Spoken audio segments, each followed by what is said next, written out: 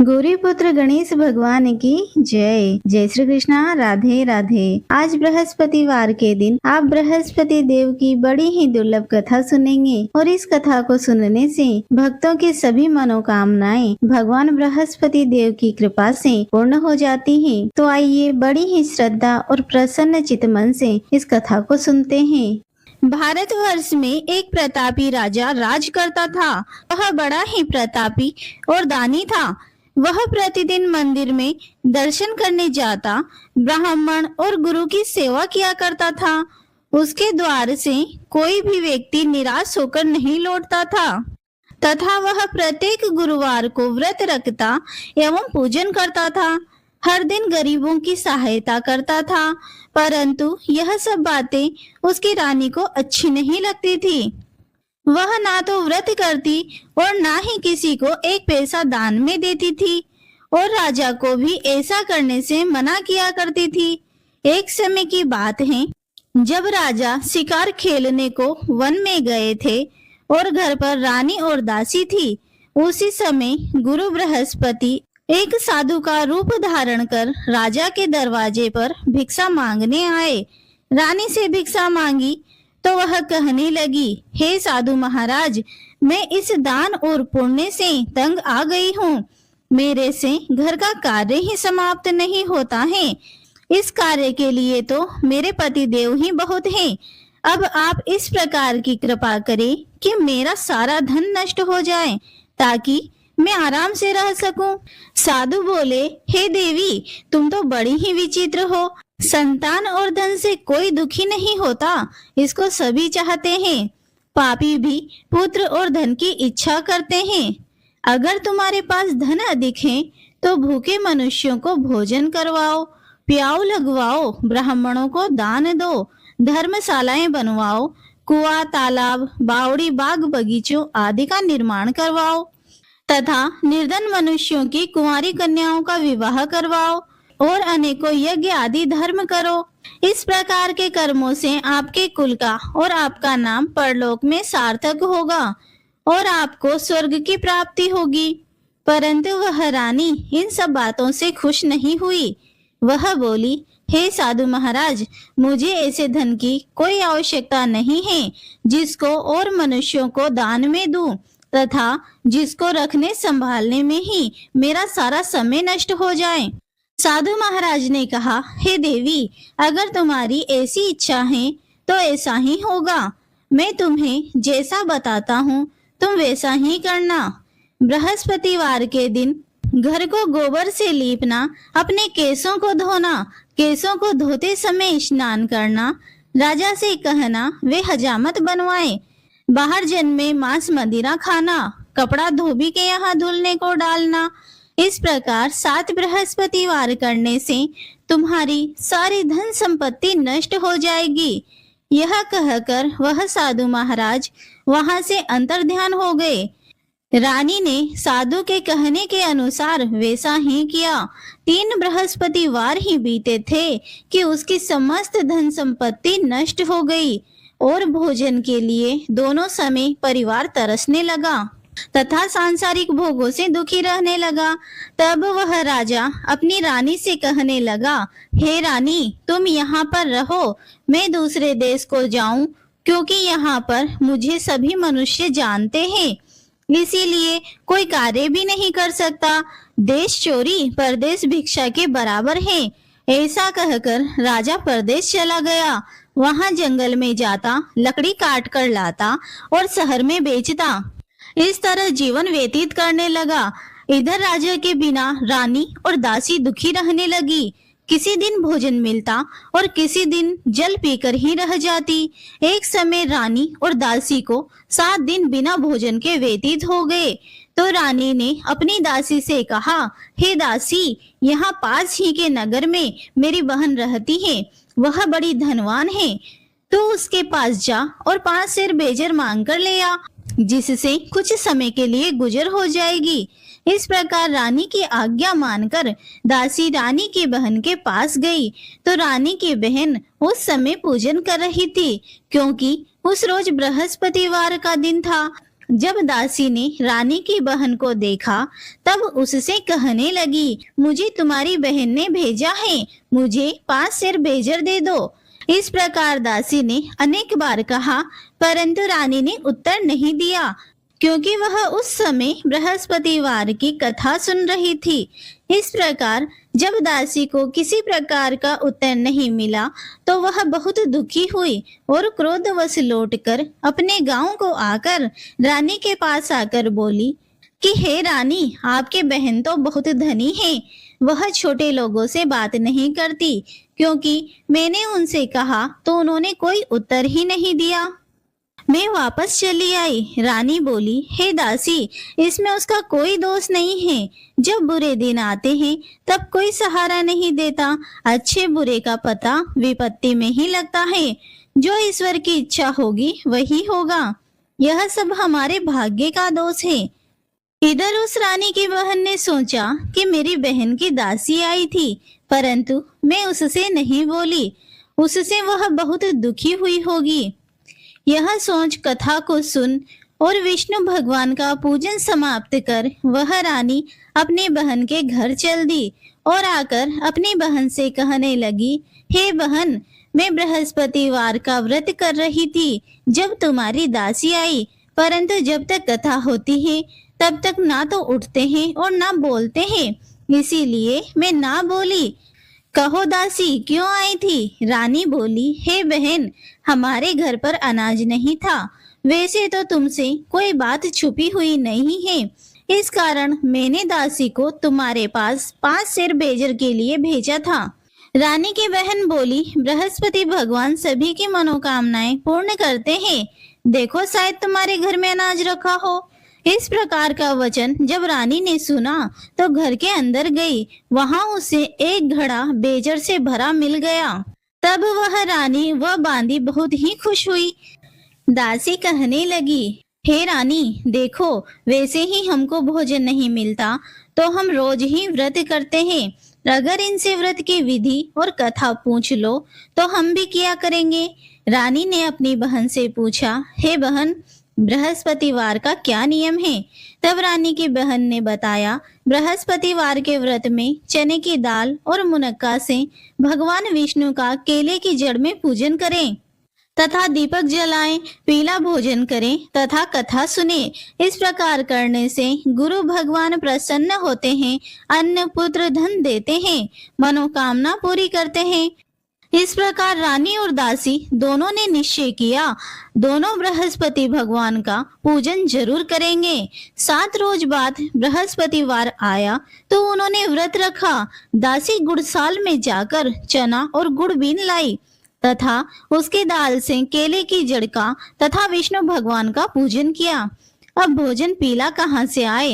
दोनों बड़ी दुखी हुई, परंतु उन्होंने व्रत किया तथा इस कारण गुरु भगवान प्रसन्न थे। 2 थालों में सुंदर पीला भोजन लेकर आए और दासी को देकर बोले, हे दासी, यह तुम्हारे और रानी के लिए भोजन है, तुम दोनों भोजन कर लेना। दासी भोजन पाकर बड़ी प्रसन्न हुई और रानी से बोली, चलो रानी, भोजन कर लो। रानी को इस विषय में कुछ पता नहीं था, इसीलिए वह दासी से बोली, तू ही भोजन कर, क्योंकि तू हमारी व्यर्थ में हंसी उड़ाती है। दासी बोली कि एक महात्मा भोजन दे गया है। रानी कहने लगी, वह भोजन तेरे लिए दे गया है, तू ही भोजन कर। दासी ने कहा, वह महात्मा हम दोनों को 2 थालों में भोजन दे गया है, इसीलिए हम और तुम दोनों ही साथ साथ भोजन करेंगे। इस प्रकार रानी और दासी ने गुरु भगवान को नमस्कार कर भोजन प्रारंभ किया तथा अब वे प्रत्येक बृहस्पतिवार को गुरु भगवान का व्रत और विष्णु भगवान का पूजन करने लगी। बृहस्पति भगवान की कृपा से रानी और दासी के पास धन हो गया। रानी फिर इसी प्रकार आलस्य करने लगी। तब दासी बोली, देखो रानी, तुम पहले भी इसी प्रकार आलस्य करती थी और तुम्हें धन रखने में कष्ट होता था, इस कारण से सभी धन नष्ट हो गया। अब गुरु भगवान की कृपा से हमें धन मिला है, हमें दान पुण्य करना चाहिए। दान में भूखे मनुष्यों को भोजन करवाओ, प्याव लगवाओ, ब्राह्मणों को दान दो। कुआं, तालाब, बावड़ी आदि का निर्माण करवाओ, मंदिर और पाठशालाएं बनवाकर दान दो, कुंवारी कन्याओं का विवाह करवाओ, धन को शुभ कार्यों में खर्च करो, जिससे तुम्हारे कुल का यश बढ़े तथा स्वर्ग प्राप्त हो और पितृ प्रसन्न हो। तब रानी ने इस प्रकार के कर्म करने प्रारंभ कर दिए तो काफी यश फैलने लगा। एक दिन रानी और दासी विचार करने लगी कि ना जाने हमारे महाराज किस दशा में होंगे, उनकी कोई खोज खबर नहीं है। गुरु भगवान से उन्होंने प्रार्थना की तो एक दिन भगवान ने रात्रि में राजा के स्वप्न में कहा कि हे राजन, उठ, तेरी रानी तुझको याद करती है, अपने देश को चला जा। राजा प्रातःकाल उठा और विचार करने लगा, स्त्री खाने और पहनने की ही साथी होती है, पर भगवान की आज्ञा मानकर वह अपने नगर के लिए चलने को तैयार हुआ। इससे पूर्व जब राजा परदेश चला गया था तो परदेश में दुखी रहने लगा। प्रतिदिन जंगल में से लकड़ी बीन कर लाता और उन्हें शहर में बेचकर अपने दुखी जीवन को बड़ी कठिनता से व्यतीत करता था। एक दिन राजा दुखी होकर अपनी पुरानी बातों को याद करके रोने लगा। तब उस जंगल में बृहस्पति देव एक साधु का रूप धारण करके आए और राजा के पास आकर बोले, हे लकड़हारे, तुम इस सुनसान जंगल में किस चिंता में बैठे हो, मुझको बतलाओ। यह सुनकर राजा के नेत्रों में जल भर आया और साधु की वंदना कर बोला, हे प्रभु, आप सब कुछ जानने वाले हो। इतना कहकर साधु को अपनी सारी कहानी सुना दी।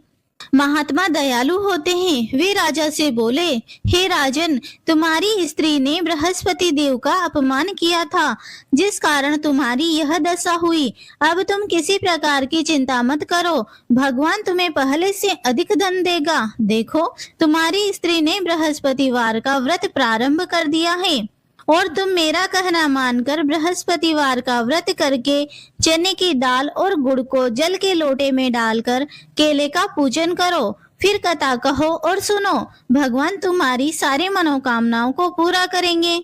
साधु को प्रसन्न देखकर राजा बोला, हे प्रभु, मुझे लकड़ी बेचकर इतना पैसा नहीं मिलता जिससे मैं भोजन करने के उपरांत कुछ बचा सकूं।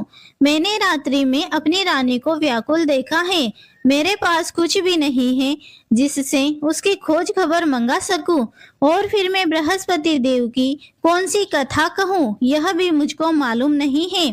साधु ने कहा, हे राजन, तुम किसी बात की चिंता मत करो। बृहस्पतिवार के दिन रोजाना की तरह लकड़ियां लेकर शहर को जाना, तुमको रोज से दुगना धन प्राप्त होगा, जिससे तुम भली भांति भोजन कर लोगे तथा बृहस्पति देव की पूजा का सामान भी आ जाएगा। बृहस्पतिवार की कहानी इस प्रकार से है। प्राचीन काल में एक ब्राह्मण था। वह बहुत ही निर्धन था। उसके कोई भी संतान नहीं थी। वह नित्य पूजा पाठ करता, परंतु उसकी स्त्री बहुत मलिनता के साथ रहती थी। वह न स्नान करती, न किसी देवता की पूजा करती। प्रातः काल उठते ही भोजन करती, बाद में कोई अन्य कार्य करती। इससे ब्राह्मण देवता बड़े दुखी थे। बेचारे बहुत कुछ कहते थे, किंतु उसका कोई परिणाम न निकलता। भगवान की कृपा से ब्राह्मण की स्त्री के कन्या रूपी रत्न पैदा हुई और वह कन्या अपने पिता के घर में बड़ी होने लगी।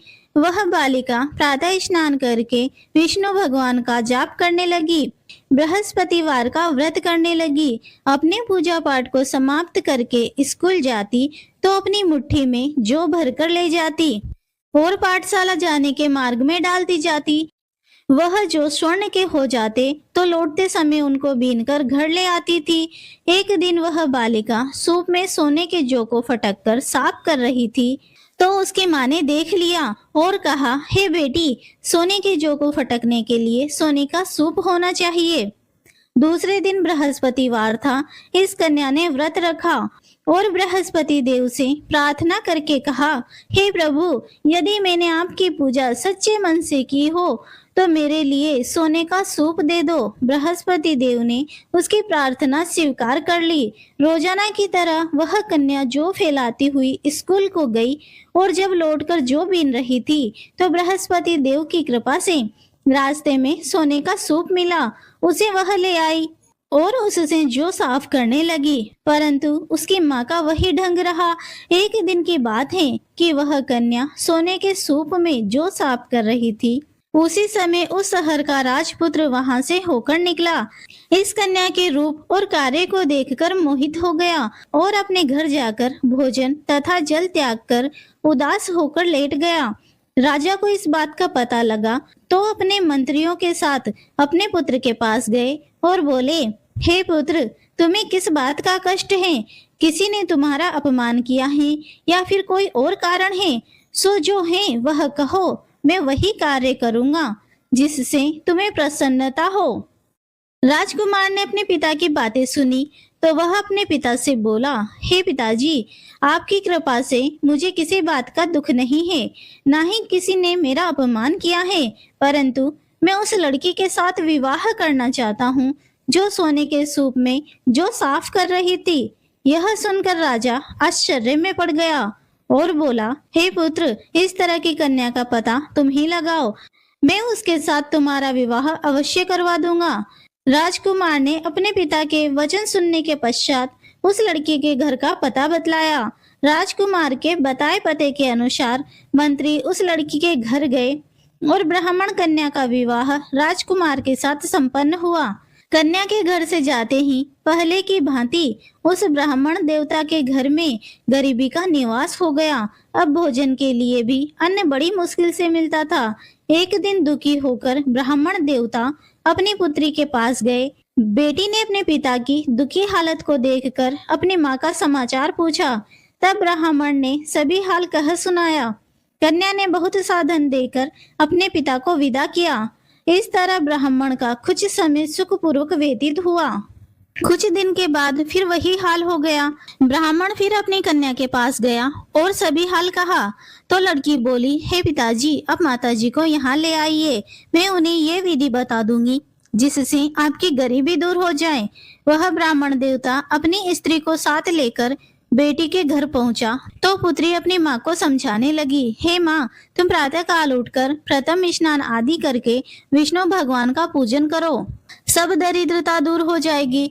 परंतु उसकी माँ ने उसकी एक न सुनी, उसकी एक भी बात नहीं मानी और प्रातः काल उठकर अपनी पुत्री के बच्चों की झूठन को खा लेती थी। एक दिन उसकी पुत्री को बहुत क्रोध आ गया और रात को कोठरी से सारा सामान निकाल दिया और उसमें उसकी माँ को उसने बंद कर दिया। प्रातः काल उठकर उसमें से माँ को निकाला तथा स्नान आदि कराकर पूजा पाठ करवाया तो उसकी माँ की बुद्धि ठीक हो गई और फिर प्रत्येक बृहस्पतिवार का व्रत रखने लगी।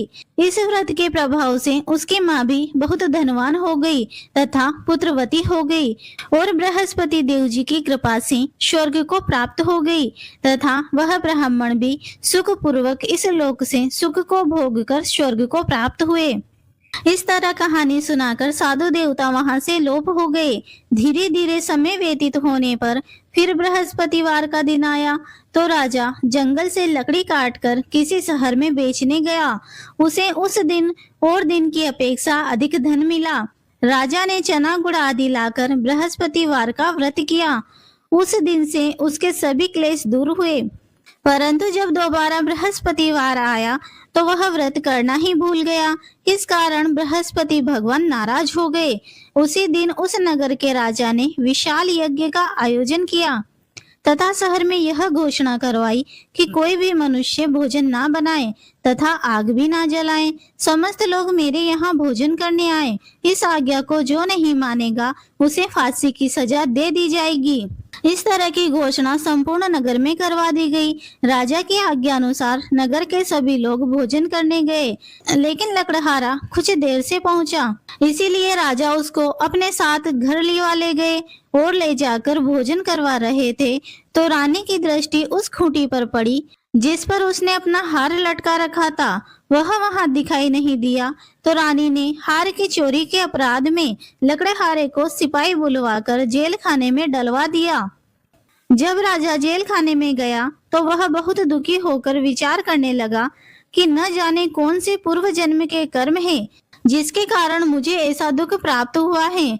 फिर राजा उसी साधु महाराज को याद करने लगा जो उसे जंगल में मिला था उसी तत्काल बृहस्पति देव साधु के रूप में प्रकट हो गए और उसकी दशा को देखकर कहने लगे, अरे मूर्ख, बृहस्पति देवता की कथा नहीं की, इस कारण तुझे दुख प्राप्त हुआ। अब चिंता मत कर, बृहस्पतिवार के दिन जेल खाने के दरवाजे पर 4 पैसे पड़े मिलेंगे, उनसे तो बृहस्पति देव की पूजा करना, तेरे सभी कष्ट दूर हो जाएंगे। बृहस्पतिवार के दिन उसे 4 पैसे मिले। राजा ने उसी पैसे से व्रत और पूजन किया। उसी रात को जब राजा सो रहा था तो बृहस्पति देव ने राजा को स्वप्न में कहा, हे राजन, तुमने जिस आदमी को जेल खाने में हार की चोरी के अपराध में बंद कर रखा है वह निर्दोष है, वह राजा है, उसे छोड़ देना।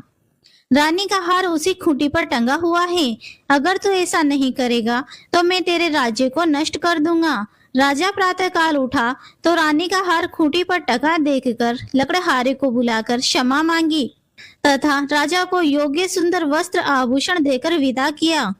गुरुदेव की आज्ञा पाकर राजा अपने नगर को चल दिया। राजा जब नगर के निकट पहुंचा तो उसे बड़ा ही आश्चर्य हुआ। नगर में पहले से अधिक बाग, तालाब, कुएं, मंदिर तथा बहुत सी धर्मशालाएं आदि बनी हुई थी। राजा ने पूछा, यह सब किसके हैं? तो नगर के सब लोग कहने लगे कि यह सब रानी और दासी के हैं। तो राजा को आश्चर्य हुआ और गुस्सा भी आया।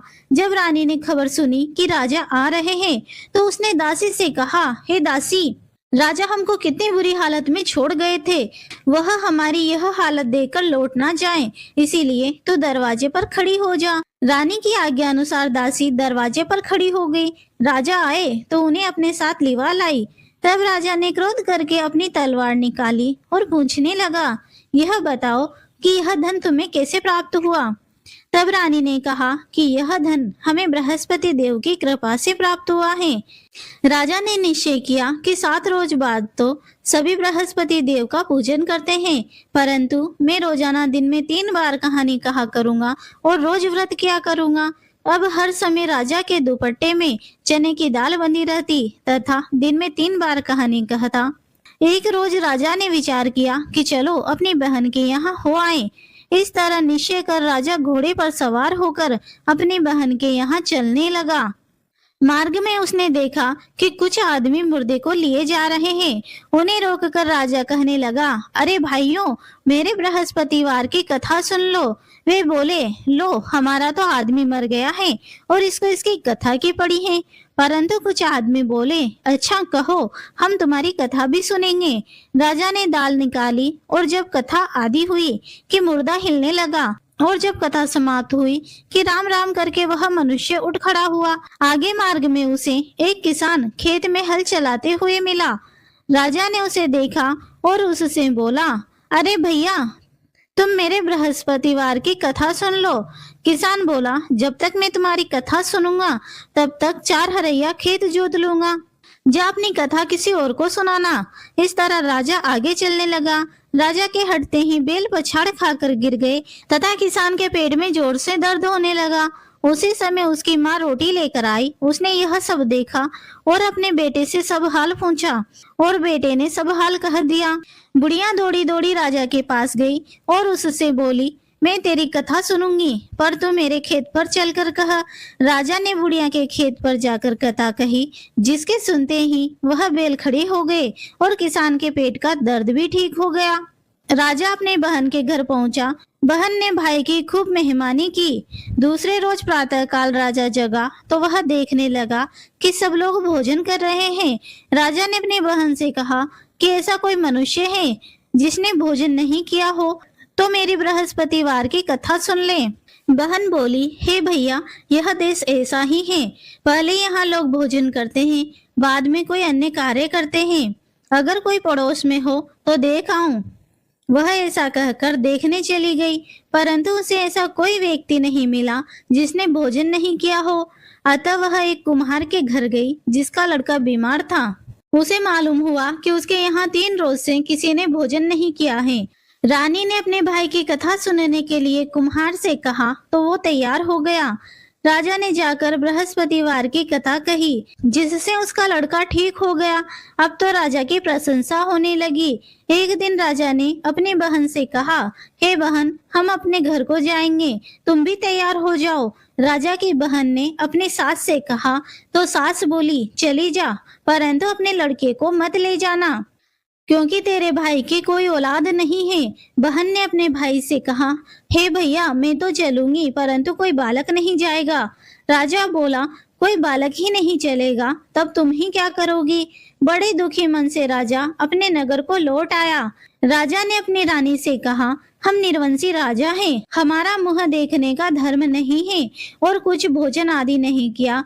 रानी बोली, हे नाथ, जब बृहस्पति देव ने हमें सब कुछ दिया है तो औलाद भी अवश्य देंगे। उसी रात बृहस्पति देव ने राजा को स्वप्न में कहा, हे राजन, उठ, सभी सोच को त्याग दे, तेरी रानी गर्भ से है। राजा को यह बात सुनकर बड़ी खुशी हुई। 9वें मास रानी ने एक सुंदर पुत्र को जन्म दिया।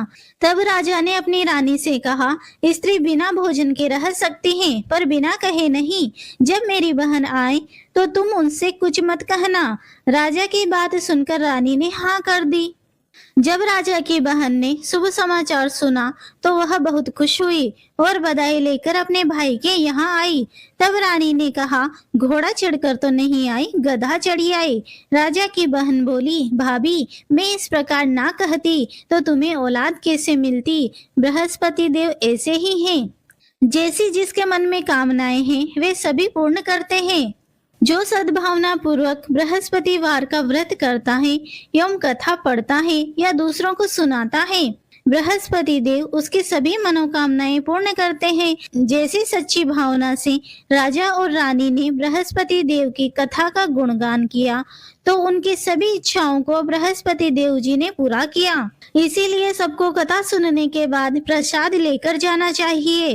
हृदय से उनका मनन करते हुए जयकारा बोलना चाहिए। बोलो बृहस्पति देव भगवान की जय, बोलिए विष्णु भगवान की जय। जय श्री कृष्णा। राधे राधे।